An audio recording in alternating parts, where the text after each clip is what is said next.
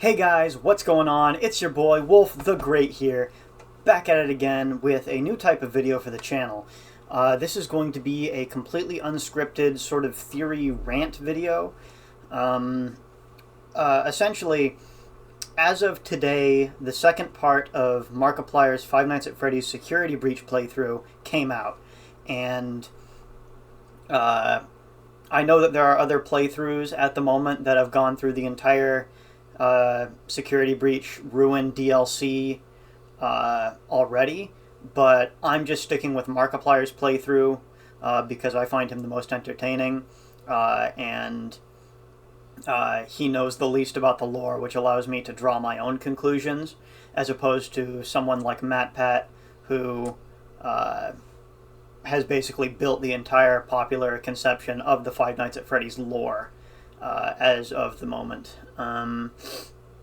And I just had some thoughts that I wanted to share with you guys relating to one particular sort of parallel that I saw when I was watching the videos.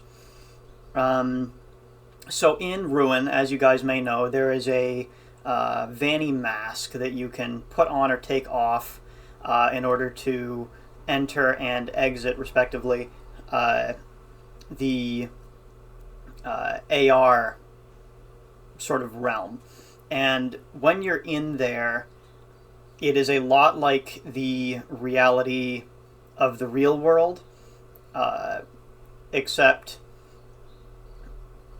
it's different in some ways. There are objects that appear in the AR universe that don't appear in reality. Things like the giant endoskeleton that's coming out of the screen in the daycare movie theater. And there are some objects that appear in the real world that still exist in the VR universe, but they aren't solid objects. You can go through them. And when watching Markiplier's playthrough of this, something clicked in my head, and I realized that this is awfully similar to the mechanic of going down levels in Five Nights at Freddy's World, where you can enter a glitched object and proceed to sort of go into a different subdimension that's similar to reality, but different in some ways, namely visually. Another parallel is the fact that in the AR-verse in Five Nights at Freddy's Security Breach Ruin, you can enter these sort of glitched doors that will teleport you from one place to another. And that is very similar to the function that the sub-levels served in Five Nights at Freddy's World, where you could enter a glitched object and go through a passageway, similar to Ruin, and then end up going through the other side to a completely different area in space. And so that leaves me thinking that there must be some sort of lore significance to the parallels between these two dimensions. Now, the canonicity of Five Nights at Freddy's World is sort of off and on. There are some aspects that are accepted as canon generally, and there are some that aren't. And I'm not personally sure how it fits into the grander scheme of Five Nights at Freddy's. And I'm willing to bet that it's not something that a lot of people think about in the current day, because at the time the game was sort of maligned, and in the current year, a lot of the smaller lore details of Scott's games have been sort of lost in the bigger sort of sci-fi picture of Remnant and, all that weird stuff.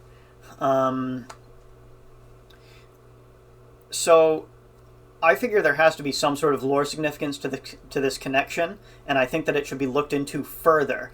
I was just putting this video out there to sort of draw attention to this parallel that I saw, so that somebody more talented than myself would be able to piece it together on their own. Now, off the top of my head, I'm going to try and think of some theories. The first theory that I've thought of is that the subdimensions in Five Nights at Freddy's world, although digital, can be accessed through the real world, and that is what the AR sort of universe is in Five Nights at Freddy's Security Breach Ruin. In Five Nights at Freddy's world, there are characters such as the minigame Fredbear plush who seem to be aware or conscious in some way, which implies that maybe inside of the digital world things may be able to be possessed by spirits. And that implies that there is some sort of physical or spiritual connection between the real world and this sort of digital universe. And I theorize that perhaps Afton Robotics, most likely, or some other subsidiary of Fazbear Entertainment Incorporated, may have researched and found a way to tap into this digital universe in order to create pathways between places in the real world, and that could be how that all fits in. I'm not really certain. It's not really my place to come up with things like that. I'm just not smart enough for it. Anyways, thanks for listening to me ramble for a little bit. I hope you guys had a good time watching the video. I hope that one of you can make something out of this. Be sure to share, like, comment, subscribe, all that. And I hope you all have a wonderful rest of your day. Peace out.